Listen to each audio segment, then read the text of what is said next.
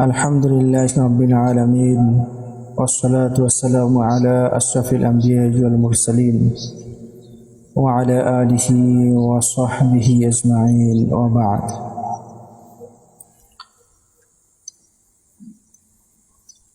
اللهم انفعني بما علمتني وعلمني ما ينفعني وزدني علما।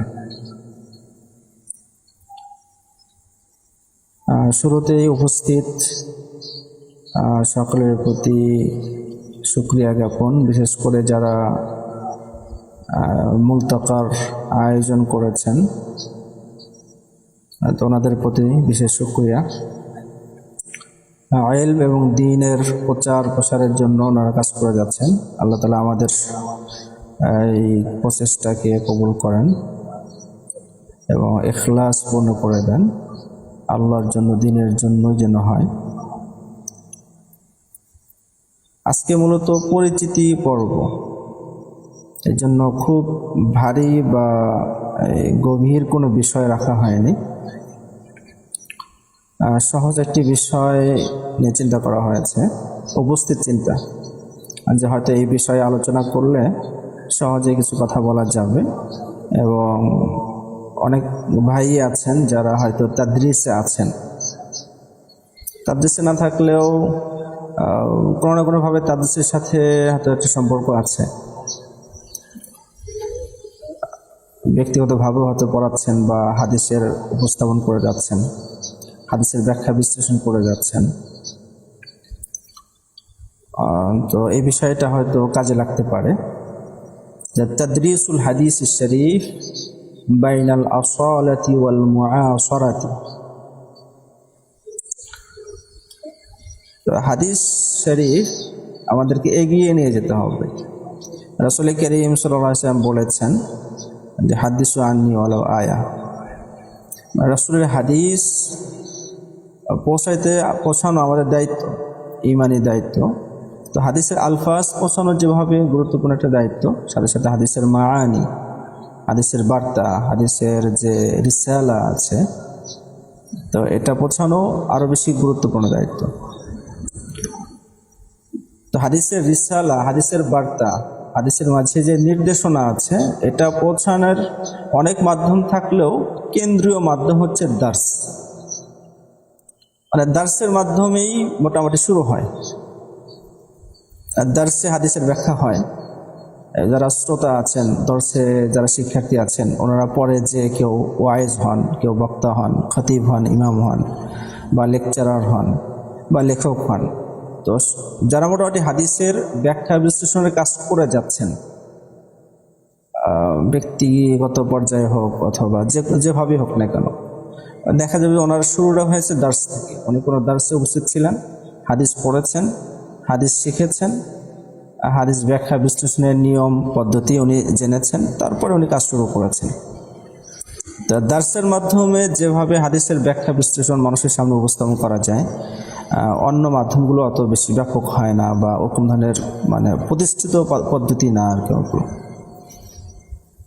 তো হাদিসকে যদি সঠিকভাবে, হাদিসের বার্তা, হাদিসের রিসালাকে যদি আমরা মানুষের সামনে সঠিকভাবে উপস্থাপন করতে চাই, বর্তমান যুগের মানুষকে যদি হাদিসের সাথে পরিচিত করতে চাই, বা মানুষের অন্তরের মাঝে হাদিসের গুরুত্ব, হাদিস যে তার জীবনেও বড় একটা ভূমিকা রাখে, বর্তমান জীবনকে সুন্দর করার জন্য, ইসলামী হিসেবে গড়ে তোলার জন্য হাদিসের বড় প্রভাব আছে। তো এই বিষয়টা যদি আমরা পৌঁছাইতে চাই, বুঝাইতে চাই, তাহলে কাজটা শুরু হতে হবে দার্স থেকে।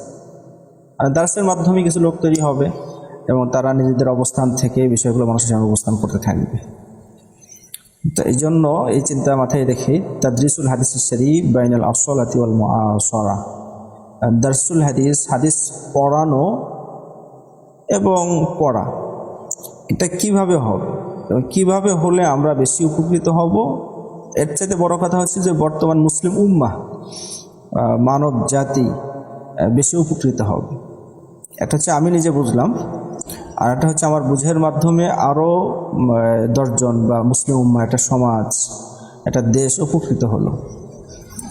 তো উপকার যেন শুধু আমি নিজেই পেয়েছি এরকম যেন না হয়, যেন অন্যদের মাঝে আমি ছড়িয়ে যেতে পারি।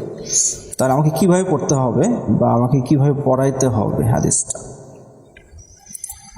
এর জন্য দুটি শব্দ এখানে চয়ন করা হয়েছে, আল আসলা এবং আল মুআসারা। তো যদিও বা তাদরিসুল হাদিস এটা এখন ব্যাপক একটা বিষয় হয়ে গেছে এবং এই বিষয়ে স্বতন্ত্র গ্রন্থও আছে, অনেকে এই বিষয়ে কাজ করে যাচ্ছেন যে হাদিসের দার্স আসলে কেমন হওয়া দরকার।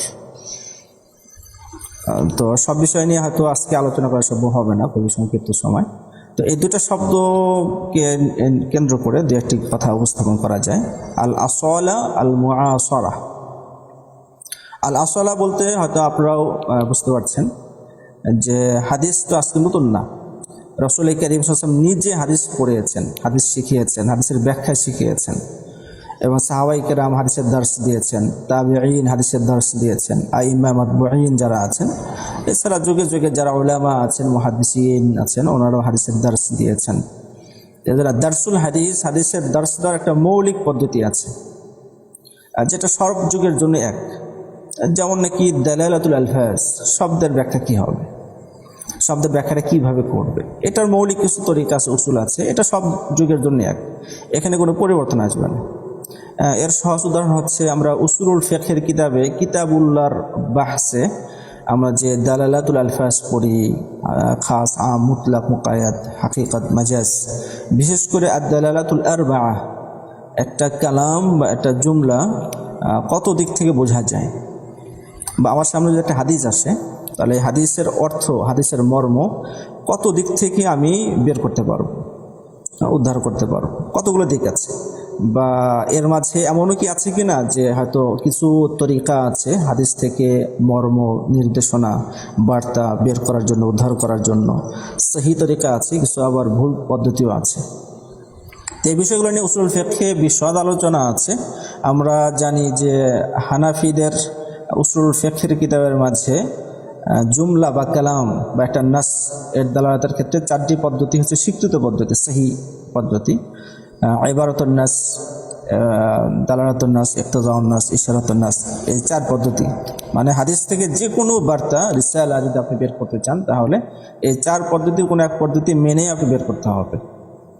অন্যান্য মাযহাবে আরো কিছু পদ্ধতি ওনারা অনুসরণ করেন, আমাদের মাযহাবের আইম্মায়ে কেরাম ওই পদ্ধতিগুলোকে সহি মনে করেন না বা যথার্থ মনে করেন না, বা কিছু আছে যেগুলো তাদাখুল এর ভিতরে চলে এসেছে। যেমন আমরা জানি যে মাফহুমুল মুওয়াফাকা একটা ইসতিলাহ আছে, পরিভাষা আছে। অন্যান্য মাযহাবে মাফহুমুল মুওয়াফাকা এই শব্দটা বেশি ব্যবহার করে। তো মাফহুমুল মুওয়াফাকা এবং আমাদের মাযহাবের উসুলুল ফিকহের কিতাবের দালালাতুন নাস প্রায় একই। কিছু বিষয় আছে যেগুলো আমাদের এই উসুলের মাঝে চলে এসেছে, আর কিছু বিষয় আমাদের আইম্মায়ে কেরাম এটাকে সহি বা সঠিক পদ্ধতি মনে করেন না। তো এটা হচ্ছে আল আসলা, মানে আল উসলুব আল আসিল, মানে মূল পদ্ধতি, এটা যেখানে পরিবর্তন আসবে না। যে যুগেই যে ব্যক্তি হাদিস বুঝতে চাক না কেন, হাদিস থেকে কোনো বার্তা যদি বের করতে চায় তাহলে এই 4 পদ্ধতিতে আসতে হবে। এবং কোনো ব্যক্তি যদি হঠাৎ নতুন কোনো ব্যাখ্যা দাঁড় করায় যেটা ইতিপূর্বে কেউ ব্যাখ্যা করেনি, তো তার ব্যাখ্যাটা সঠিক কি সঠিক না, তো এটা যদি কেউ বিচার করতে চায় তাহলে এই 4 পদ্ধতির মাধ্যমে বিচার করা যাবে। অর্থাৎ তার ব্যাখ্যাটা ইবারাতুন নাস বা দালালাতুন নাস অথবা ইশারাতুন নাস এর মাঝে পড়ে কি পড়ে না, যদি পড়ে তাহলে তো হলো, যদি না পড়ে তাহলে কেন পড়ছে না বা সাংঘর্ষিক হচ্ছে কিনা, অনেক বিষয় আছে। আমরা যারা উসুলুল ফিকহের সাথে সম্পর্ক রাখি বিষয়গুলো হয়তো অনেকটা মানে সহজে বুঝতে পারবো। তো আসলার ভিতরেও অনেক বিষয় আছে যেটা নতুনভাবে আমাদের জিন্দা করা দরকার। হয়তো দেখা যায় যে সাহাবায়ে কেরাম, তাবিঈন বা আইম্মা ওনারা এই পদ্ধতি বেশি চর্চা করতেন, কিন্তু আমাদের অনেক পরে এসে চর্চা কমে গেছে। যেমন নাকি শারহুল হাদিস আলা দাওই উসুলুল ফিকহ, উসুলুল ফিকহের বা দালালাতুল আলফাজের কাওয়ানিনের ভিত্তিতে, কাওয়াইদের ভিত্তিতে শারহুল হাদিস বা দারসুল হাদিস, হাদিসকে পড়ানো। কিন্তু আইম্মায়ে কেরাম যারা হাদিস বুঝেছেন ওনারা তো দালালাতুল আলফাজের ভিত্তিতে বুঝেছেন। মাশহুর মারুফ যে সরাগুলো আছে, বিশেষ করে তিবি রাহিমাহুল্লাহর মিশকাতের সরা, আল কাশিফ আন হাকাইকুস সুনান আছে, বা ফজলুল্লাহ বিস্তি রাহিমাহুল্লাহ আল মুয়াসসার আছে, এই কিতাবগুলো, আল খাত্তাবি রাহিমাহুল্লাহর সহিহ বুখারীর সরা এবং সুনান আবি দাউদের সরা মোতালা করলেই বোঝা যায় যে ওনারা শব্দের ব্যাখ্যাগুলো করছেন, নির্দিষ্ট পদ্ধতি অবলম্বন করে ব্যাখ্যা করছেন। তো ওনারা তো চর্চা করছেন, কিন্তু আমাদের এখানে এসে অনেক চর্চা কমে গেছে। বিশেষ করে তুরুকুল ইস্তেদলাল বা তুরুকুল ইস্তেমবাদ, আইমা ইকরাম ইস্তেমবাদ করেছেন হাদিস থেকে। এখন ইস্তেমবাদটা কীভাবে করেছেন এই বিষয়গুলোর আলোচনা কম হয়। তো এখন এই বিষয়ে আলোচনা আমাদের বাড়ানো দরকার। বাড়ানো কেন দরকার, তার অনেকগুলোই কারণ আছে। তার মধ্যে সবচেয়ে বড় কারণ হচ্ছে, যেটাকে আল মুআসারা মাজহুয়া না যায়, যে বর্তমান যুগের মানুষ অনেকটাই দলিলমুখী হয়ে গেছে।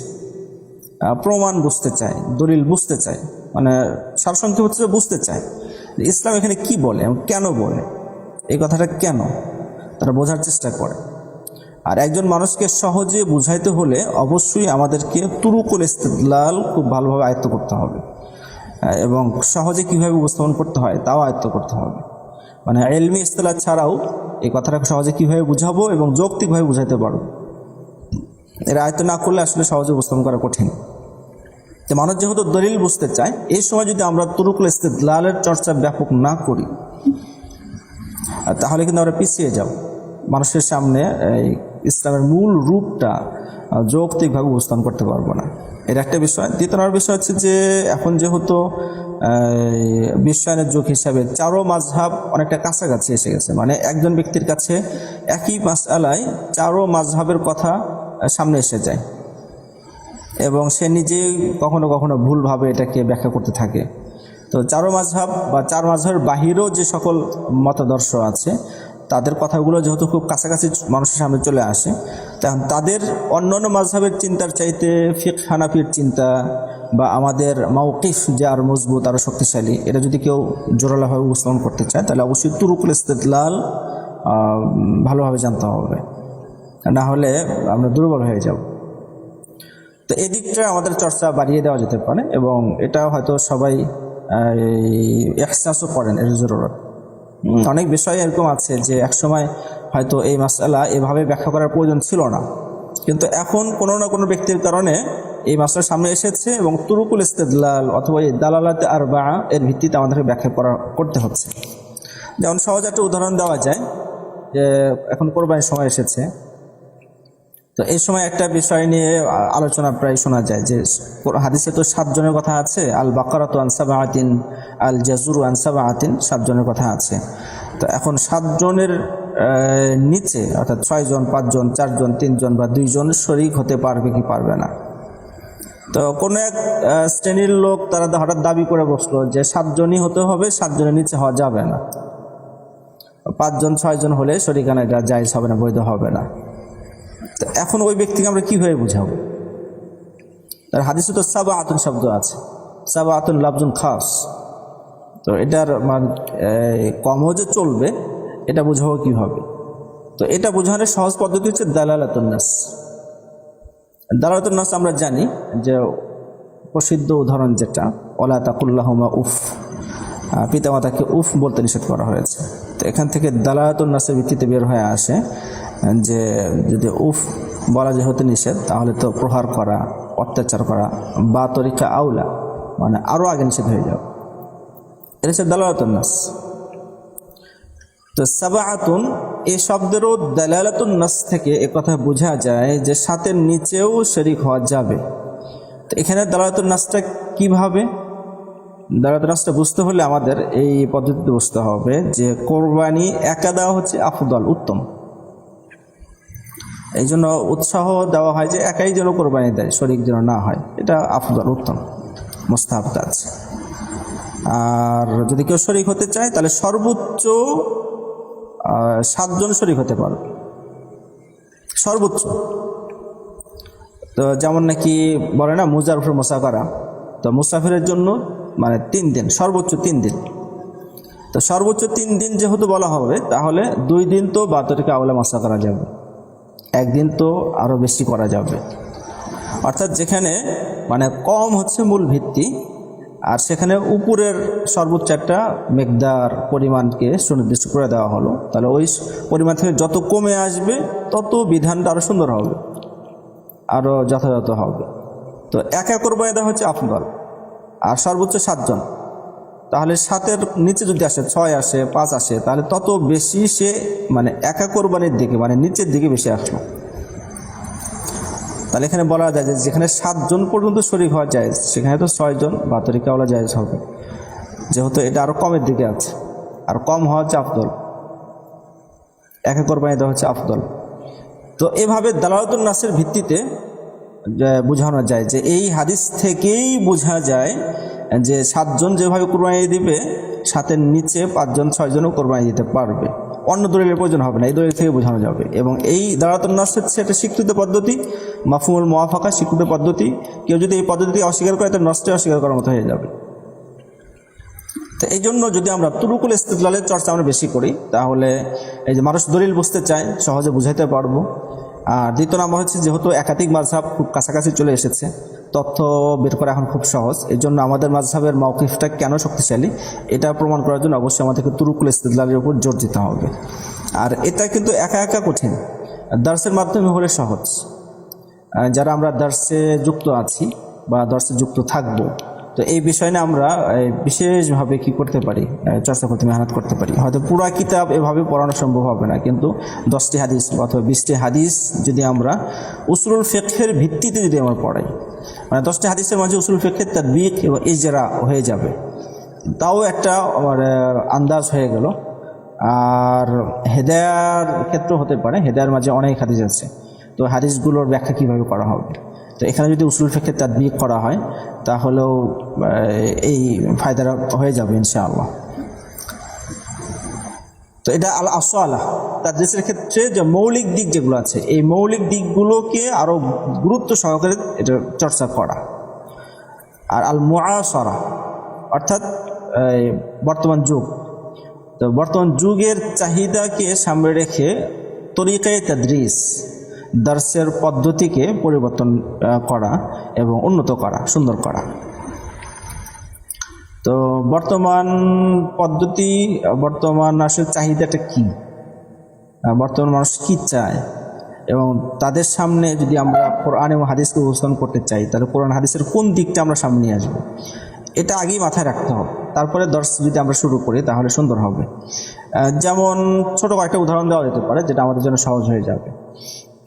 যে এখন আমরা জানি যে সায়েন্সের অনেক শাখা প্রশাখা হয়ে গেছে, ছোট ছোট বিষয় এখন মানে স্বতন্ত্র সায়েন্স হয়ে গেছে, সমাজবিজ্ঞান, এরপরে মনোবিজ্ঞান, রাষ্ট্রবিজ্ঞান, তো এরকম অনেক বিজ্ঞান ভাগ হয়ে গেছে। তো যখন নাকি সমাজবিজ্ঞান একটা স্বতন্ত্র সায়েন্স, এটা মনোবিজ্ঞান স্বতন্ত্র একটা বিজ্ঞান, রাষ্ট্রবিজ্ঞান আছে, তো একটা বিজ্ঞান বা একটা ফান মুস্তাকিল স্বতন্ত্র হয়ে যাওয়া মানে হচ্ছে এটা বিশাল বড় হয়ে যাওয়া, এটা নিজস্ব উসুল নীতি এবং মাসাইল আলোচনা অনেক বেড়ে যায়, প্রচুর লেখালেখি হয়ে যায়। তাহলে সমাজ বিজ্ঞান বা নৈতিকতাও একটা মানে বিজ্ঞানের অংশ হয়ে গেছে, মানে অনেক আগে হয়ে গেছে এটা। তো এই বিষয়গুলো বিজ্ঞান, স্বতন্ত্র বিজ্ঞান হয়ে গেছে মানে বিশাল বড় হয়ে গেছে। এখন যদি আমরা হাদিসের দার্সে বসি তো অবশ্যই হাদিসের দার্সের মাঝে সমাজবিজ্ঞানের কথা আছে, মনোবিজ্ঞানের কথা আছে, মানবতার কথা আছে, রাষ্ট্রবিজ্ঞানের কথা আছে। তো এই হাদিসগুলো আমি কীভাবে পড়াবো? অর্থনীতির কথা আছে, তো এই হাদিসগুলো আমি কীভাবে পড়াবো?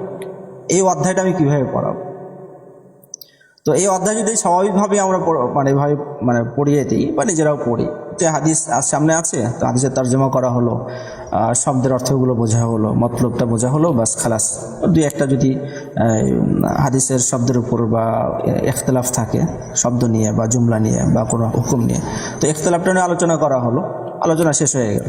তো এইভাবে যদি মানে আমরা আলোচনা শেষ করে দিই তাহলে একজন তালিবে ইলমের জেহেন বর্তমান যুগের সাথে সংযুক্ত হলো না, একটা কানেকশন তৈরি হলো না। মানে দার্স থেকে যেই সমাজের উপরে বা সমাজের সামনে হাদিসটাকে সুন্দরভাবে সে উপস্থাপন করতে পারবে না। দার্স থেকে যে তাকে নতুন করে ভাবতে হবে যে হাদিসের মাঝে কী আছে আসলে, আর মানুষ কি চায়, তো মানুষের চাহিদা এই হাদিসের মাঝে মিটানোর ক্ষমতা আছে কিনা, নতুন করে ভাবতে হবে। এই ভাবনার মাঝে হয়তো কেউ সফল হবে, কেউ সফল হবে না, বা কেউ ভুল করবে, এমন হতে পারে। আর দার্সের মাধ্যমে যদি হয়ে যায়, ওস্তাদ যদি এই কাজটা করে দেন, তাহলে 10 জন 20 জন বা 100 জন তালিবে ইলম তৈরি হয়ে গেল। তারা দর্স থেকে উঠেই যেভাবে নামাজের হাদিস পড়ে দর্স থেকে উঠেই মসজিদে আমল করে, তো ওরকম দার্স থেকে উঠেই সমাজের সামনে হাদিসটাকে সুন্দরভাবে উপস্থাপন করতে পারবে যদি ভাবিয়া করা হয়। তো এই জন্য এই বিষয়ের অধ্যায়গুলো পড়ানোর আগে ওই বিষয়টা, মানে যেমন অর্থনীতির কিতাবুল বইও পড়ানোর আগে অর্থনীতির বিষয়টা আগে জানা, অথবা কিতাবুল বই সম্পর্কে অন্যরা কীভাবে করে। এরপরে কিতাবুল কাজা আছে, কিতাবুল হুদুদ আছে, আইন সম্পর্কে পড়ানোর আগে বর্তমান আইন সম্পর্কে জানা। তো এখন অবশ্য যারা নতুন শরা লিখছেন এবং অনেকটাই সচেতন, তো ওনারা এই কাজটা করে দিচ্ছেন যে এই অধ্যায়ের সাথে বর্তমান বিজ্ঞানের বা বর্তমান প্রচলিত কোন ফনের সাথে সম্পর্ক বেশি, কোন বিষয়ের সাথে সম্পর্ক বেশি, ওই বিষয়গুলো নিয়ে ওনারা আলোচনা করে দিচ্ছেন। তো এর একটা উত্তম উদাহরণ হতে পারে যে তাকমিলাতু ফাথিল মুলহিম, শেখুল ইসলাম হযরত মুফতি তাকি ওসমানী সাহেব হাফিজাহুল্লাহ।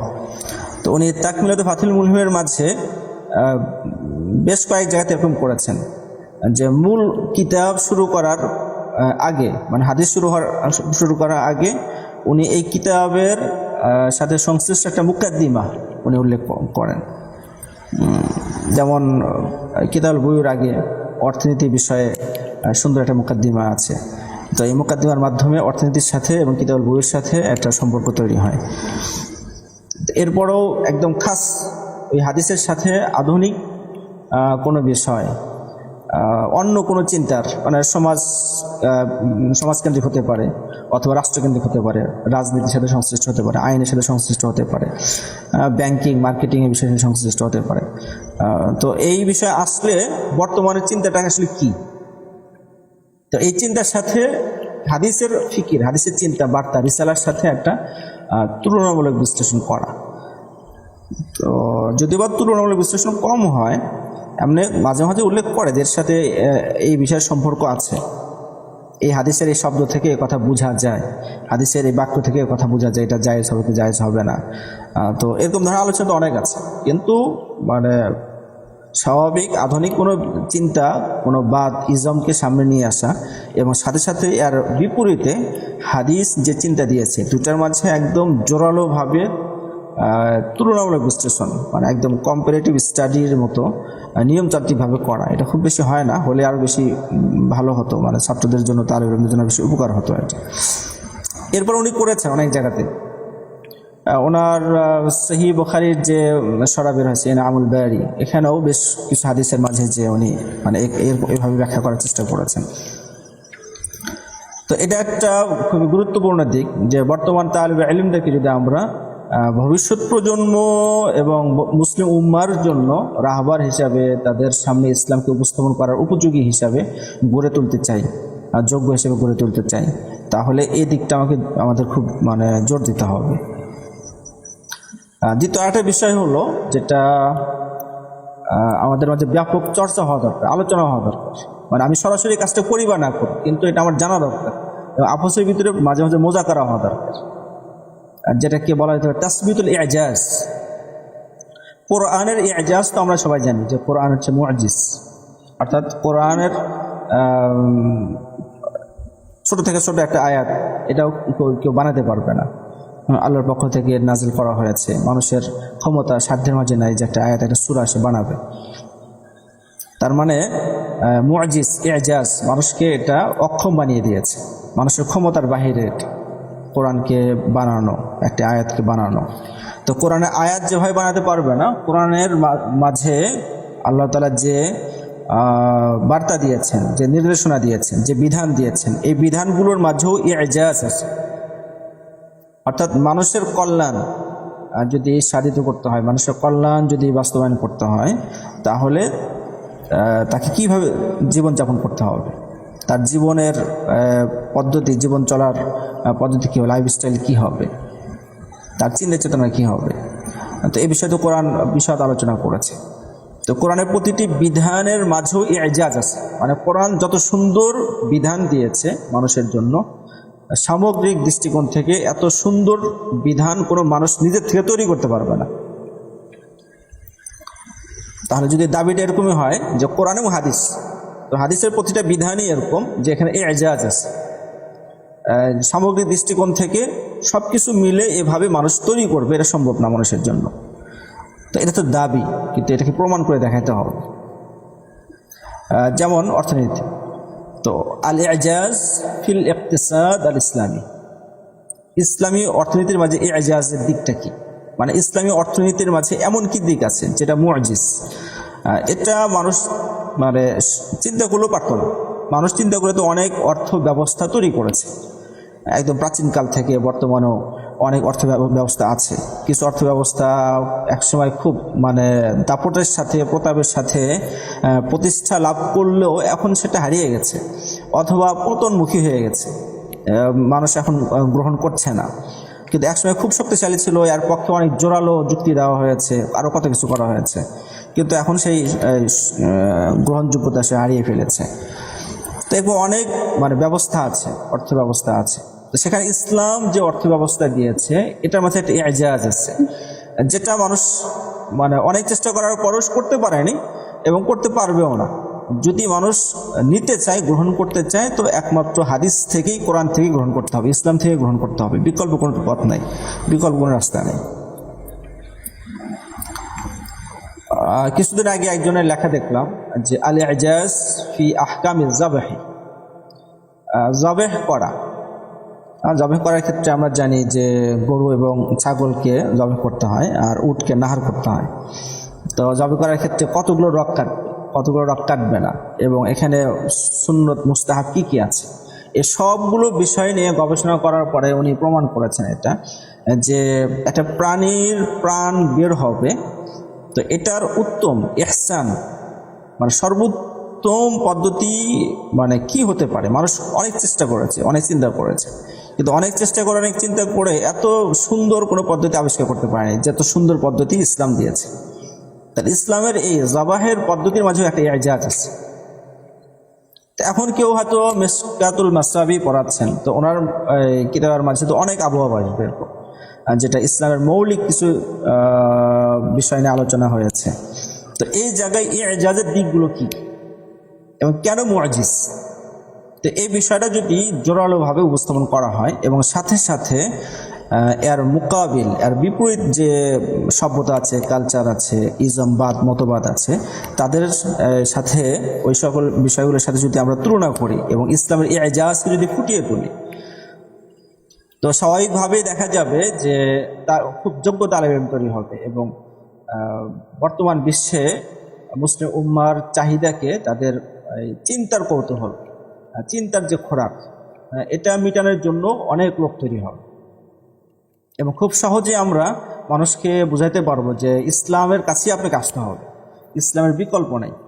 যদি ইসলামের বিকল্প খোঁজেন তাহলে আপনি ভুল পথে যাচ্ছেন। ইসলামী সিরাতে মুস্তাকিম এটা সহজে বোঝানো যাবে যদি আমরা ইজাজকে, উজুহুল ইজাজ, প্রত্যেকটা অধ্যায়ের মাঝে, প্রত্যেকটা বিধানের মাঝে ইজাজের দিকগুলো যদি তুলে ধরতে পারি। তো এটার জন্য অবশ্যই আমাদের পড়াশোনা বেশি করতে হবে।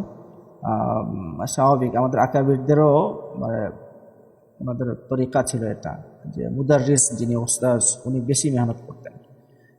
থানবী রাহিমাহুল্লাহ উনি নিজেই বলেছেন যে একটা বিষয়কে যখন উনি খুব সহজে দর্শে উপস্থাপন করেন এবং তালিব ইলমরা খুব সহজে বুঝে নেয়, তো কখনো কখনো তালিব ইলম হয়তো মনে করতে পারে যে তাহলে বিষয়টা সহজ, কিন্তু আসলে এই বিষয়টা সহজ করার জন্য ওস্তাদকে কত খাটতে হয়েছে, কত শ্রম দিতে হয়েছে, এটা তো সে জানে না। ওস্তাদ উনি নিজের কামরায় বসে থেকে শ্রম দেন, ফিকির করেন যে এটা সহজে কীভাবে উপস্থাপন করা যায়, এরপরে দর্শে যায় সহজে উপস্থাপন করেন, আর তালেব ইলমরা খুব সহজে বুঝে নেয় বিষয়টা। তো ওস্তাদের মেহনতটা আর দেখে না। তো আমাদের আকাবির হযরত ওনারা তো মেহনত করেছেন বিভিন্ন দিক থেকে, তো আমাদেরও মেহনত চালিয়ে যেতে হবে। মানে এটাই হচ্ছে তাদরিসের মানে নতুন দিক, তরিকায় তাদরিসের, যে যুগের কারণে তাদরিসের উসলুব তো পরিবর্তন হতে পারে। এখন যেহেতু ইসলামকে মানুষ এভাবে চিন্তা করছে, ইসলামের এই দিকগুলো এভাবে দেখার চেষ্টা করছে, বোঝার চেষ্টা করছে এবং আগ্রহ প্রকাশ করছে, তাহলে ইসলামের এই ব্যাখ্যাটা আমাদের অবশ্যই সামনে নিয়ে আসতে হবে এবং এই ব্যাখ্যাটা আমাদের কাছে পরিচিত হতে হবে। তো এর জন্য কিছু বিষয়ে তো অনেক কাজ হয়ে গেছে, গবেষণা হয়ে গেছে, এরকম খুব সহজে হয়তো আমরা পেয়ে যাব। আর কিছু বিষয় হয়তো গবেষণা বাকি আছে, তো গবেষণার অপেক্ষা করা। আরও যদি হিম্মত ওয়ালা সাথী থাকে তাহলে কোনো যোগ্য, দক্ষ, বিজ্ঞ, আলেম, মুত্তাকি ওনার তত্ত্বাবধানে গবেষণা শুরু করতে পারেন এবং গবেষণা শুরু করে উম্মার সামনে একটা নতিজার সামনে আনা যায়। মানে কাজ চলমান রাখতে হবে। মানে বিষয়টা এরকম না যে পশ্চিমারা গবেষণা করবে তারপরে আমরা এটা ব্যাখ্যা করবো, বিশ্লেষণ করবো, এরকম না। কিছু গবেষণা আমাদের পক্ষ থেকেও হওয়া দরকার। এই বিষয়ে পরবর্তী আসলে আলোচনা হবে ইনশাআল্লাহ, যে আমরা আসলে হাদিসের ব্যাখ্যার ক্ষেত্রে বিজ্ঞান টেনে নিয়ে আসি, বিজ্ঞান থেকে উদাহরণ দিই। তো বিজ্ঞান থেকে উদাহরণ দেওয়াটা কতটা মানে উপকারী এবং কতটা নিরাপদ, আর এর বিকল্প কি হতে পারে, তো এই বিষয়গুলো পরবর্তীতে একসময় ইনশাআল্লাহ আলোচনা করা হবে। কিন্তু আমাদের এই দিকটা মানে ইজাজ, উজুহুল ইজাজ, এই দিকটার আলোচনা মুযাকারা বেশি হওয়া দরকার। যদিও আমি আজকে আলোচনা পারছি না অথবা এইভাবে মোতালা করতে পারছি না, কিন্তু আমরা আপসের মাঝে যদি মুযাকারা করি যে প্রত্যেকটা বিধানের মাঝে ইজাজ আছে, এটা আমাদের বুঝতে হবে এবং আধুনিক অন্য অন্য মতবাদের সাথে মিলিয়ে দেখতে হবে বিষয়টা। আর আরেকটা বিষয় হলো তাদরিসুল হাদিসের ক্ষেত্রে আল মুআসারা, মানে বর্তমানে হাদিসটা সুন্দরভাবে প্রয়োগ করা এবং নিজের জীবনে, নিজের পরিবারে অথবা সমাজে সুন্দরভাবে কীভাবে প্রয়োগ করব, কীভাবে ফিট করব, মিল করব, এটার জন্য তাদাব্বুরে হাদিসের প্রতি গুরুত্ব দেওয়া। শারহুল হাদিস আর তাদাব্বুরে হাদিসের মাঝে পার্থক্য আমরা বুঝতে পারি যে তাফসিরুল কোরআন আর তাদাব্বুরুল কোরআন, এই দুটার মাঝে যে পার্থক্য, শারহুল হাদিস আর তাদাব্বুরুল হাদিসের মধ্যে একই পার্থক্য। তো শারহুল হাদিস তো সাধারণত এরকম হয় যে হাদিসের শব্দর মানা কি, জুমলার কি মানা, এখানে কোনো এজমাল আছে কিনা, তাহলে অজাহাত কীভাবে হবে, কিনা মেসাল দিয়ে হোক, এখান থেকে কি কি দলিল হুকুম বের হচ্ছে, কি কি বিষয়ে এটাতে দলিল দেওয়া যেতে পারে, এই বিষয়গুলো নিয়ে মুতলাক মানে ব্যাপকভাবে আলোচনা হচ্ছে শারহের কাজ। কিন্তু আমি ব্যক্তি যিনি যে হাদিসটা পড়ছি, আমার জন্য হাদিসে কি বার্তাটা আছে, আমি এখন বসে আছি, আমার জন্য হাদিসের কি বার্তা আছে, হাদিস আমাকে কি বল, হাদিস আমাকে খেতাব করে কি করে না। তো এই বিষয়টা হচ্ছে তাদাব্বুরের অংশ।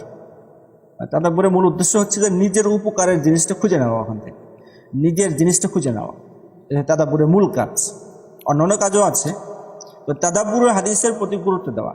তো দার্সে হাদিসের মাঝে যদি আমরা তাদাব্বুরের বিষয়টাও গুরুত্ব দিই এবং তালিবে আলেমদেরকে তাদাব্বুরের প্রতি আগ্রহী করে তুলি, বা কিছু কিছু তামরিনি কাজও হতে পারে, অনুশীলনমূলক কাজও হতে পারে, তাহলে দেখা যাবে যে এটা একটা ভালো নতিজার দিকে যাবে এবং প্রত্যেক তালিবে আলেম হাদিস থেকে নিজের জন্য কথা বের করার একটা অভ্যাস তৈরি হয়ে যাবে। এবং অবশ্যই তাদাব্বুরের উসুল থাকবে, মানে তাদাব্বুর এটা লাগামহীন না যে একজন হাদিসটা একটা বের করলো আর চিন্তা করে তো এটা হয়ে যাবে, এরকম না। তবে হাদিসের তাহরিব এবং তাবিল, এই দুটা উসুল তো আছে। আমাদের কাবির আসলাফ যারা আছে ওনারা তো উসুল বানিয়ে দিয়ে গেছেন। তাবিলের কিছু উসুল আছে, তাহরিফের কিছু উসুল আছে। কেউ যদি সঠিক নিয়মে সরা করে, তাদাব্বুর করে, সেটা তাবিল হবে। আর যদি কেউ ভুল নিয়মে অথবা সঠিক নিয়মের বাইরে যে যদি কেউ হাদিস বোঝার চেষ্টা করে, ব্যাখ্যা করার চেষ্টা করে, সেটা তাহরিফ হয়ে যাবে। অনেক সময় এরকম হয় যে হাদিসের কোনো বিষয়ের উপরে হয়তো কেউ এসকাল করে বসে আছে, আপত্তি করে বসে আছে, তো আপত্তির জবাবটা কি হবে? তো জবাব দিতে গিয়ে হাদিসের শব্দের এমন ব্যাখ্যা করা হয় যেটা তাবিল বলা মুশকিল।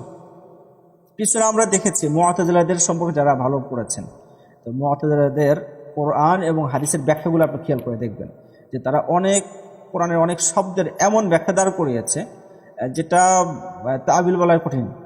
কিন্তু এই ব্যাখ্যা কেন দরকার হলো? যেহেতু এই শব্দের যে বার্তা আছে, যে মর্ম মাফহুম যেটা আছে, এটা যুক্তিতে ধরছে না, মানে যৌক্তিক না, অমুক চিন্তার সাথে যুক্তির সাথে সাংঘর্ষিক। এই জন্য শব্দের এমন ব্যাখ্যা করেছে যেটা মানে হয়তো তাহরিফ হয়ে গেছে বা তাহরিফের কাছাকাছি হয়ে গেছে। তো এই ক্ষেত্রেও সচেতন থাকা যে তাদাব্বুরের নামে যেন তাহরিফ না হয়। যেমন সহজ একটা উদাহরণ দেওয়া যেতে পারে যে হাদিসের মধ্যে মহিলাদেরকে বলা হয়েছে নাকিসাতুল আকল, এটা হাদিসের শব্দ, নাকিসাতুল আকল। তো এখানে এসে মানে প্রগতিশীল যারা আছে তারা সহজে প্রশ্ন করে যে ইসলাম মেয়েদেরকে বা নারীদেরকে কি করেছে, মানে ছোট করে দেখেছে, তাদের চিন্তা বুদ্ধিমত্তাকে ছোট করে দেখেছে। অথচ দেখা যায় যে অনেক নারীর বুদ্ধি এবং চিন্তা অনেক মানে পুরুষের চাইতেও কি বেশি।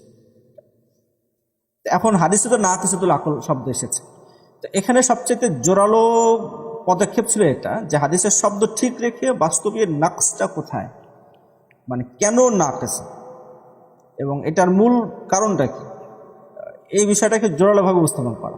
এবং এটা যৌক্তিক বাস্তব বিষয়, এটাকে অস্বীকার করার কোনো সুযোগ নেই। এবং বিভিন্নভাবে পরীক্ষা নিরীক্ষা করে পর্যবেক্ষণ করে এটাই মানে গবেষণায় প্রমাণিত হয়েছে যে এটা ঠিক আছে। তো এইভাবে উপস্থাপন করা। আর একটা হচ্ছে যে নাকিসা শব্দের এমন অর্থ করা যে অর্থটা নাকিসা শব্দের উজুহুদ দালালার মাঝে পড়ে না, এটা ভিন্ন আর একটা অর্থ করা হলো ওই প্রশ্ন থেকে, আপত্তি থেকে বাঁচার জন্য। তো একজন গবেষক উনি নাকিসের অর্থ করেছেন মুখতালিফা। নাকিসতুল আকল অর্থ হচ্ছে মুখতালিফাতুল আকল।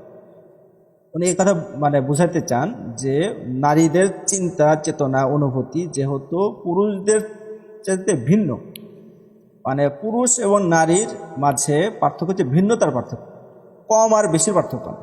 এরকম না যে পুরুষের বেশি নারীর কম, যেটা নাকিস শব্দ থেকে বোঝা যায়, এরকম না, বরং ভিন্ন। অর্থাৎ নাকিসের অর্থ মুখতালিফা, পুরুষ এবং নারীর উভয়ের মেধা উভয়ের চিন্তা চেতনা এটা ভিন্ন। ভিন্ন হওয়ার পরে প্রত্যেকেই আপনা আপনার জায়গাতে বেশি হতে পারে, আপনা আপনার জায়গাতে পরিপূর্ণ হতে পারে, কিন্তু ভিন্ন, একে অপর থেকে ভিন্ন। তো যদিও বা জাহেরান বাহ্যত মনে হচ্ছে যে ঠিক আছে, আপত্তি তো দূর হয়ে গেল এই অর্থ করলে, কিন্তু নাকিসা শব্দের রাসূল কারীম সাল্লাল্লাহু আলাইহি ওয়াসাল্লাম এই শব্দের উচ্চারণ করেছেন।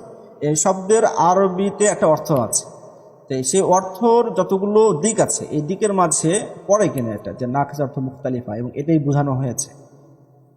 শুধু আপত্তি থেকে মানে বাঁচার জন্য শব্দের আজনবী অপরিচিত ব্যাখ্যা করা এটা তো বাহাদুরির কাজ না, অথবা সত্যকে প্রমাণ করার কাজ না এটা, বরং এটা এক ধরনের কিসের মতো হয়ে গেল, ওজোর খাহির মতো হয়ে গেল, অপারগতা প্রকাশ। আচ্ছা ঠিক আছে, শব্দ এটা বললো, অর্থ এটা না, অপারগতা প্রকাশ করে বের হয়ে আসার মতো হয়ে গেল। তাদাব্বুরে হাদিসের উপর জোর দিতে হবে, কিন্তু এটা লাগামহীন না হয়, বরং এটার সুন্দর উসুলের ভিত্তিতে হতে হবে, কাওয়ানিনের ভিত্তিতে হবে, এবং উপকারী হতে হবে। কারণ কিছুদিন আগেই একটা হাদিসের শব্দ নিয়ে একটু চিন্তা ফিকির করা হচ্ছিল যে আমরা কাতার সোজা করার সময় হাদিসটা প্রায় বলি যে কাতার সোজা করতে হবে কাঁধে কাঁধ মিলিয়ে। তো হাজু বিল মানাকিব, এটা অনেক হাদিসের মাঝেই এই শব্দ এসেছে। কোনো কোনো রেওয়ায়তের মাঝে এসেছে যে ওয়া লিনু বিআইদি ইখওয়ানিকুম, লিনু শব্দ মানে লিন লাইদিন এই শব্দের এসেছে। তো লিনু এই শব্দের কি ব্যাখ্যা?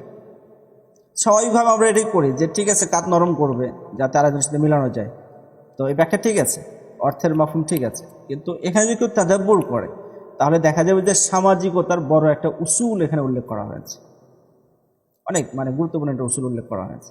সামাজিক বা যৌথ কাজ, যে কোনো কাজ যদি যৌথভাবে করতে চায়, সব কয়েকজন মিলে যদি কাজ করতে চায়, তাহলে এখানে মৌলিক একটা উসুল হচ্ছে লিন। অর্থাৎ কেউ যদি নিজের রায় নিজের চিন্তায় যদি একবারে অটল থাকে, অবিচল থাকে, কোনোভাবে সে আপোষ করতে চায় না, নমনীয় হতে চায় না, নিজের চিন্তাকে ছাড় দিতে চায় না, তাহলে সে কিন্তু যৌথ কাজ করতে পারবে না, সমাজে সে থাকতে পারবে না, সমাজ থেকে একা থাকতে হবে। আর সমাজে থাকতে হলে কাতারের অংশ হতে হলে তাহলে নিজেকে নরম করতে হবে, মানে নিজের চিন্তার মাঝে কিছুটা নমনীয়তা রাখতে হবে। আমারটাই সবসময় হবে, আমারটাই সঠিক হবে, আমারটা মানলে আছি না হলে নাই, এরকম করলে কাতারে থাকা যাবে না। তো লিনু বিআইদি ইখওয়ানিকুম, তো যদিও বা কাতারের সোজা করার কথা বলা হয়েছে, কিন্তু সবচেয়ে বড় কথা হচ্ছে এখানে সমাজ সোজা করার কথা বলা হয়েছে।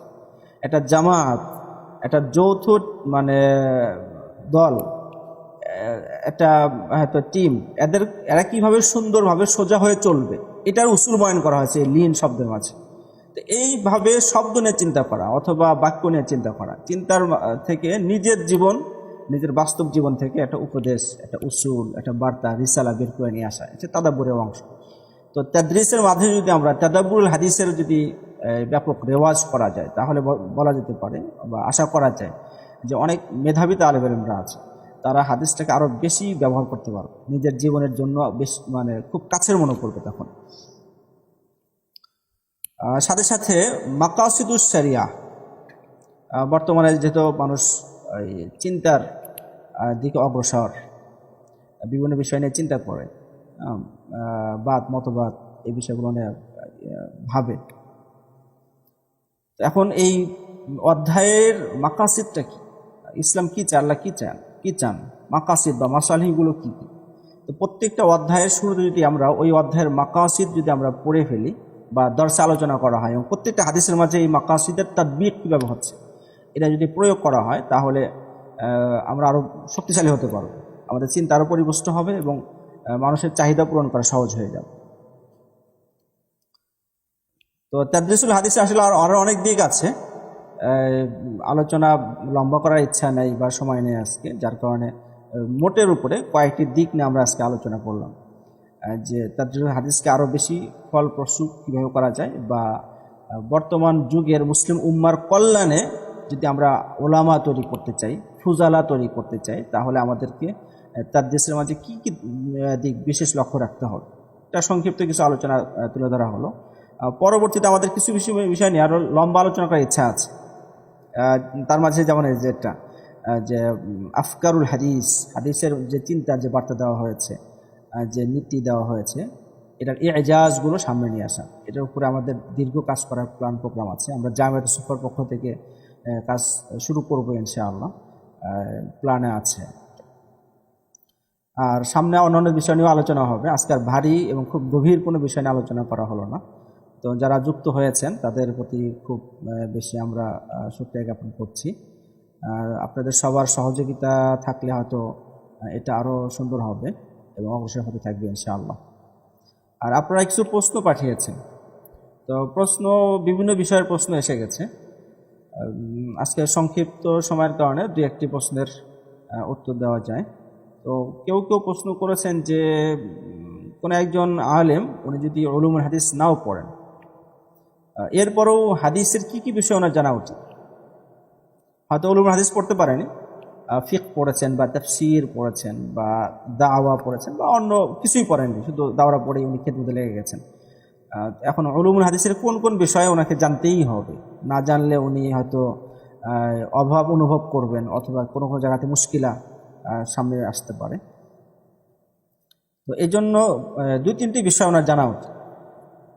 যে কেউ যদি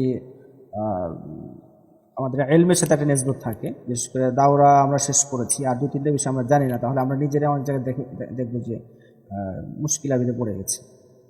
তো দুই তিনটে বিষয় আমাদের অবশ্যই জানতে হবে। তার মাঝে প্রথম যে বিষয়টা আমাদের জানতে হবে সেটা তাখরিজুল হাদিস সম্পর্কে। মানে আমার সামনে একটা হাদিস আসলে এই হাদিসটা কোথায় আছে, বা কেউ আমাকে হাদিস সম্পর্কে জিজ্ঞাসা করলে এই হাদিসটা কোথায় পাওয়া যাবে, তো এটা সম্পর্কিত প্রাথমিক ধারণা অবশ্যই থাকা উচিত। যে কেউ আপনাকে জিজ্ঞেস করতে পারে যে হাদিসটা আসলে কোথায় আছে, বা আমার মোতালার মাঝেও কখনো কোনো হাদিস আসতে পারে, তো এই হাদিসটা আসলে কোথায় আছে, তো এটার পদ্ধতি কি কি আছে, তা হাদিস বের করার পদ্ধতি এই সম্পর্কে আমাদের সবারই জানা দরকার। তাখরিজুল হাদিস সম্পর্কে হাদিস বের করা, এবং পাশাপাশি আরেকটা বিষয় হলো হাদিস উদ্ধৃতি করা। মানে আমি একটা হাদিস দিয়ে দলিল দিব, তো দলিল দেওয়ার জন্য একটা হাদিস উল্লেখ করতে চাচ্ছি, তাহলে এই হাদিসটা আমি উল্লেখ করবো কীভাবে, উল্লেখ করার পদ্ধতিটা কী হবে। তো এটা তো সবারই দরকার হয়। একজন মৌলানা সাহেব উনি কোনো কিতাব লিখবেন বা কোনো মাকালা লিখবেন বা কোনো কথা বলবেন, তো ওনার তো হাওলা দিতে হবে।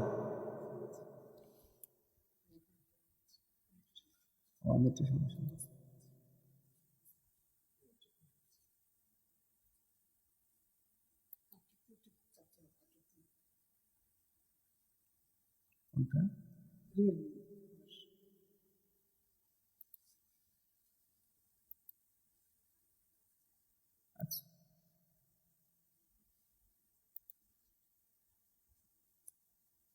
পাসওয়ার্ড দেওয়া আছে। 1 2 3 4 5 6 7 8।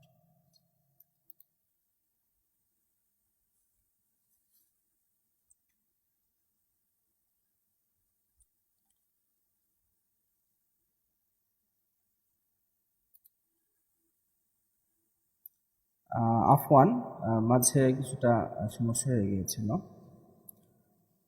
তো একজন আলেমের, একজন মৌলানা সাহেবের হাদিস বা উলুমুল হাদিস সম্পর্কে যে বিষয়গুলো জানতেই হবে, তার মাঝে প্রথম বিষয় ছিল তাখরিজুল হাদিস। মানে কোনো হাদিস সম্পর্কে আমাকে জিজ্ঞাসা করলে বা আমি কোনো হাদিস পেলে হাদিসটা কোথায় আছে, এটা যেন আমি কম ভাগে খুঁজে বের করতে পারি। দ্বিতীয় নাম্বার হচ্ছে, আমি যদি হাদিসকে হাওলা হিসাবে, উদ্ধৃতি হিসেবে উল্লেখ করতে চাই, প্রমাণ হিসেবে উল্লেখ করতে চাই, তাহলে উল্লেখ করবো কিভাবে, উল্লেখ করার পদ্ধতিটা কী হওয়া উচিত, এই পদ্ধতি আমার জানা উচিত। তাহলে তাখরিজুল হাদিস সম্পর্কে জানা। দ্বিতীয় নাম্বার হলো যে একটা হাদিসের মান হয়তো আমি যাচাই করতে পারবো না যে হাদিসটা সহি হলে সহি কেন হলো, দায়ীফ হলে দায়ীফ কেন হলো, বা হাদিসের মানের ক্ষেত্রে যদি ইখতিলাফ থাকে তাহলে এখানে শেষ সিদ্ধান্ত কী হবে, বা রাবি ক্ষেত্রে যদি ইখতিলাফ থাকে তাহলে সিদ্ধান্ত কী হবে। তো এটা হয়তো আমরা মানে আমাদের জন্য কঠিন হবে, কিন্তু এতটুকু আমাদের জানতে হবে যে কোনো হাদিস সহি কি সহি না, যদি মান যদি আমি জানতে চাই তাহলে কোথায় যাব, কোন কিতাবে গেলে বা কোন কিতাবে হাদিসটা থাকলে এই হাদিসটা সহি হবে অথবা মাকবুল পর্যায়ের হবে। পাশাপাশি এটাও জানতে হবে যে কার কার হুকুম তাসহিহ তাজিবের ক্ষেত্রে কার কওল মুতামাদ, কার কওল মুতামাদ না, কার উপরে ইতিমাদ করা যায়, কার উপরে ইতিমাদ করা যায় না, এই বিষয়টা জান। তো এই দুটা বিষয়, প্রথম তাখরিজুল হাদিস সম্পর্কে জানা, দ্বিতীয় নম্বর হচ্ছে হাদিসের মান সম্পর্কে, কোথায় গেলে মানটা পাবো এবং কার উপরে এতেমাদ করা যাবে, কোন কিতাবে গেলে আমি পেয়ে যাব, কোন কিতাবে এতেমাদ করা যাবে আর কোন কিতাবে এতেমাদ করা যাবে না, প্রাথমিক ধারণা রাখলে হবে। তৃতীয় নাম্বার যে বিষয়টা আমাদের জানা দরকার, সেটা যেহেতু আমরা হানাফি এবং আমাদের দর্শের মাঝে বা আমলের মাঝে মুখতালাফি হাদিস এসেই যায়, আমরা না চাইলেও যিনি হেদায়া পড়ান অথবা হেদায়া পড়েন, তো ওনার সামনে তো মুখতালিফুল হাদিস অর্থাৎ ইখতিলাফপূর্ণ হাদিস, যে হাদিস এক হাদিস আর এক হাদিস অর্থের সাথে কী হয়ে গেছে, ইখতিলাফ হয়ে গেছে, এরকম অনেক হাদিস পেয়ে যাবে, থাকবেই। তো এরকম মুখতালিফুল হাদিস যদি আমাদের সামনে আসে তাহলে আমাদের করণীয়, তো মুখতালিফুল হাদিস সম্পর্কে আমাদের জানা দরকার।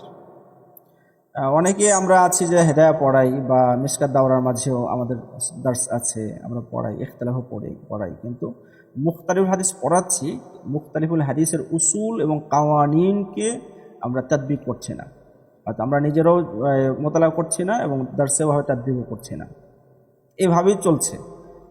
তো অথচ মুখতালিফুল হাদিস এটা উলুমুল হাদিসের একটা মুস্তাকিল স্বতন্ত্র ফন। এই ফন যেভাবে ইখতিলাফ হয়েছে হাদিসের মাঝে, ইখতিলাফকে দফা করা, সংশয় নিরসনের জন্য উসুলও আছে, তা আবিরুল মুখতালিফুল হাদিসের কিতাবও আছে অনেক। তো এই বিষয় সম্পর্কে আমাদের বিশদ জানা দরকার, বিশেষ করে আমরা হানাফি, তো আমাদের আইমা ইকরাম মুখতালিফুল হাদিসের ক্ষেত্রে কী কী পদ্ধতি অবলম্বন করেন, কী কী উসুলকে সবচেয়ে বেশি জোর দেন, এ সম্পর্কে আমাদের জানতে হবে। তো এই তিনটা বিষয় যদি আমরা জানি তাহলে আশা করি প্রয়োজনীয় ধাপগুলো শেষ হয়ে যাবে। আর এর সাথে যদি যোগ করা যায় মাবাদিউল হাদিস, হাদিসের একদম প্রাথমিক বিষয়, যেমন হাদিসের পরিচয় কী, হাদিসের তাদবিন কীভাবে হয়েছে, হাদিস হুজ্জত কি হুজ্জত না, এরকম মাবাদিয়াত পর্যায়ে কিছু কথা আছে, এগুলো জানতে পারি। তাহলে এই 4-5টি বিষয় যে কোনো আলেমের জানা উচিত। যদি আমরা শুরু থেকে বলি তাহলে প্রথম মাবাদিউল হাদিস সম্পর্কে জানা, যেখানে তাদবিন বিষয়ে আলোচনা হবে, হুজ্জিয়াতুল হাদিস নিয়ে আলোচনা হবে, মাকানাতুল হাদিস বা মাকানাতুল সুন্নাহ ফি তাশরিউল ইসলামী, এই বিষয়গুলো নিয়ে আলোচনা হবে, হাদিসের আহমিয়ত জরুরত, হাদিসের আসার প্রভাব, এই বিষয়গুলো নিয়ে আলোচনা হবে। এই বিষয়ে মাবাদিউল হাদিস আমাদের জানা দরকার। দ্বিতীয় নম্বর হচ্ছে তাখরিজুল হাদিস সম্পর্কে জানা দরকার। তৃতীয় নম্বর হাদিসের হুকুম, হাদিসের মান কোথায় গেলে পাবো, কার কথা নেব কার কথা নেব না, এই সম্পর্কে প্রাথমিক ধারণা থাকা দরকার। এরপরে মুখতালিফুল হাদিস সম্পর্কে আমাদের জানতে হবে। এই কয়েকটা বিষয় জানলে আশা করি প্রয়োজনীয় ধাপগুলো আমরা পার হতে পারবো। এরপরও যদি দরকার হয় যে আরও একটু তাহকিক দরকার হচ্ছে, আর একটু জানতে হচ্ছে, অথবা কোনো বিষয়ে এই বিষয়টা আমাকে প্রমাণ করতে হচ্ছে, তখন এই বিষয়ে যারা আহলে ইলম যারা আছে, আহলে ফন যারা আছে, তাদের সাথে মাশওয়ারা করা, তাদের শরণাপন্ন হওয়া, মাশওয়ারা করে অগ্রসর হওয়া, নিজের থেকে সিদ্ধান্ত না নেওয়া, তাহলে ইনশাআল্লাহ নিরাপদ থাকবো আশা করি। তো আজকে মনে হয় এতটুকু থাক, পরবর্তীতে ইনশাআল্লাহ আরও সুন্দর সুন্দর কিছু আলোচনা এবং প্রয়োজনীয় আলোচনা সামনে আনার চেষ্টা করা হবে। এতটুকু দেখা যায়। ওয়া আখিরু দাওয়ানা আলহামদুলিল্লাহি রাব্বিল আলামিন।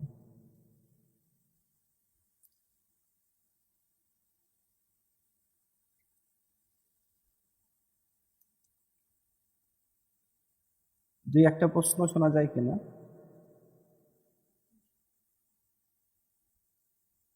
মানে হ্যাঁ, একটা বা দুটা খুবই সংক্ষেপে।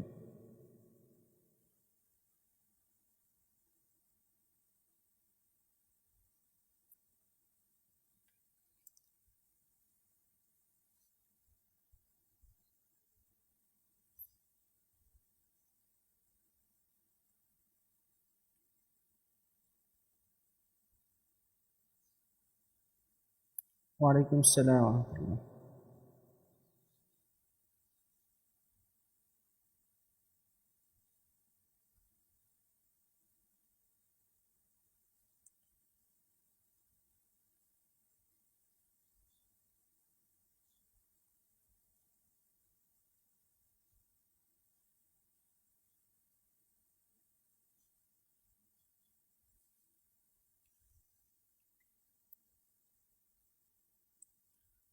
মাকাসিদুস শরিয়া সম্পর্কে আমরা সহজে জানতে পারবো যদি আমরা হুজ্জাতুল্লাহিল বালেগা এটা পড়ি। তো এটা মাকাসিদুস শরিয়ার বিষয় কিতাব।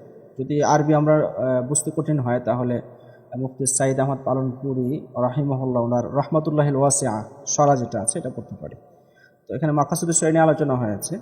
তো মানাজির হাসান গিলানী রহিমাহুল্লাহ উনি লিখেছেন যে শাউলুল্লাহ দেহলি রহিমাহুল্লাহ উনি হুজ্জাতুল বালেগা লেখার সময় মিসকাতকে সামনে রেখেছিলেন, যার কারণে মিসকাত পড়ার সময় এটা যদি কেউ মোতালা করে তাহলে অনেক হাদিসের তাদবিক, হাদিসের মূল মানে মর্ম হাকিকত খুব সহজে তার কাছে স্পষ্ট হয়ে যাবে। আমাদের আকাবিরদের মধ্যে অনেকে ওনারা এটা করেছেন, মিসকাতের সাথে হুজ্জাতুল বালেগা মোতালা করেছে। তো মাকাসিদুস শরিয়ার জন্য সহজে এটা আমরা পড়তে পারি। আর এছাড়া আরও অনেক কিতাব আছে, যেমন নাকি হাকিম তিরমিজি রাহিমাহুল্লাহ ওনার একাধিক কিতাব আছে মাকাসিদুস শরিয়া সম্পর্কে, মাকাসিদুস সালাত, মাকাসিদুস যাকাত, তারপরে ইসবাতুল ইলাল কিতাব আছে। আর এখন এই বিষয়গুলো নিয়ে খুব বেশি চর্চা হচ্ছে, অনেকে বিভিন্নভাবে আলোচনা করছে। তো হয়তো সহজে কিতাব পাওয়া যাবে। ইবনে আসুর রহিমুল্লাহ মাকাসিদুস শরিয়া আছে, যদিও সব অধ্যায় নেই, কিছু অধ্যায় আছে কিছু অধ্যায় নেই। সহজে আমরা হুজ্জাতুল বালেগা নিতে পারি। আর এখানে একটা সাবধানতার বিষয়, সতর্কতার বিষয় হলো যে মাকাসিদুস শরিয়া আমরা জানি যে হুকুমের ভিত্তি ইল্লত হয়, মাকসাদ বা হিকমত হয় না, এটা উসুল ফিকহে লেখা আছে। কিন্তু বর্তমানে অনেক আধুনিক গবেষক যারা আছেন তারা অনেক বিধানের ভিত্তি ওনারা মাকাসিদ বা হিকমতের উপর রাখার চেষ্টা করছেন এবং নতুন নতুন ব্যাখ্যা বিধান দাঁড় করানোর চেষ্টা করছেন। তো এই বিষয়ে আমাদের সতর্ক হওয়া এবং বলিষ্ঠ হওয়া, যেন তাদের বিপক্ষে আমরা সঠিক জিনিসটাকে সুন্দর উপস্থাপন করতে পারি। আর উলুমুল হাদিসের যে বিষয়গুলো বলা হলো, তো এটা আসারুল হাদিস আছে খালেদ মাহমুদ সাহেব রাহিমাহুল্লাহ ওনার কিতাব পড়া যায়। এবং তাখরিজুল হাদিসের জন্য আমাদের হযরত মুহতারাম আমাদের উস্তাদ হযরত মাওলানা আব্দুল মালিক সাহেব হুজুর হাফিজাহুল্লাহ হুজুরের আল মাদখাল ইলা উলুমিল হাদিস শরীফ পড়া যায়। ওখানে ইয়াও দেওয়া আছে, মানে কোন কোন কিতাবে গেলে আমরা হাদিসের মান হুকুম জানতে পারব, এ বিষয়ে সংক্ষিপ্ত একটা ফিরিস্ত দেওয়া আছে। আর এছাড়া এই কিতাবের শেষে যারা আমরা হানাফি আছি, তো আমাদের জন্য সুন্দর কিছু বেশ ফায়দা দেওয়া আছে, ফায়দামূলক আলোচনা দেওয়া আছে। তো আল মাদখাল আমরা পড়তে পারি। জি, তো ঠিক আছে, আজকে একটা প্রশ্ন নেওয়া হলো, পরবর্তীতে ইনশাআল্লাহ আর ব্যাখ্যা লম্বা করার চেষ্টা করা হবে ইনশাআল্লাহ।